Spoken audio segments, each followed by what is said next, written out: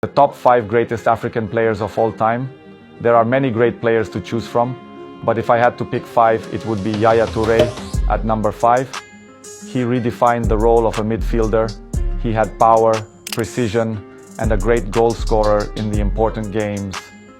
He was a very hard player to play against, and in my opinion, the complete player. At number 4, I would have to say JJ Okocha. He was like a magician on the ball. His ball control and dribbling were out of this world.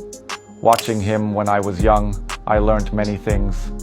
The way he could stop, turn and dummy the players to go one way and make a gap for himself was incredible.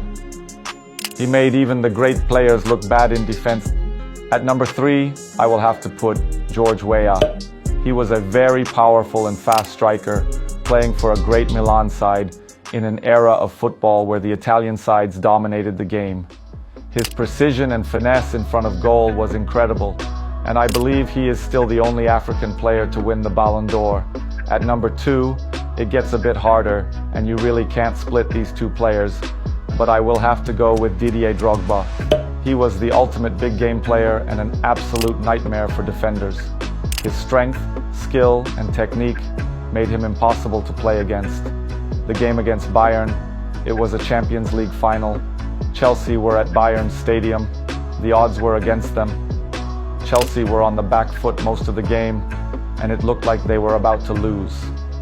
There were only a few minutes left. He stepped up and scored a beautiful header in last minutes of the game to take it to extra time. Then, he finished the last penalty with no run-up to win Chelsea's first Champions League title.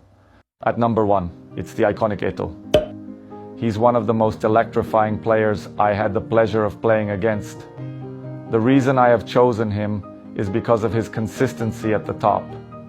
He scored many beautiful goals with his precision and pace, but to win back-to-back trebles, 4 Champions League titles, and a long list of league titles is why I put him at number 1. It was a shame Madrid let him go, and he ended up at Barcelona.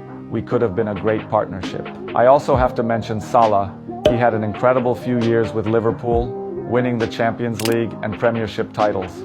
And lastly, I have to include Michael Essien. He played for a very strong Chelsea side who achieved so much because of him. He scored some incredible goals and made some fantastic moments for his club.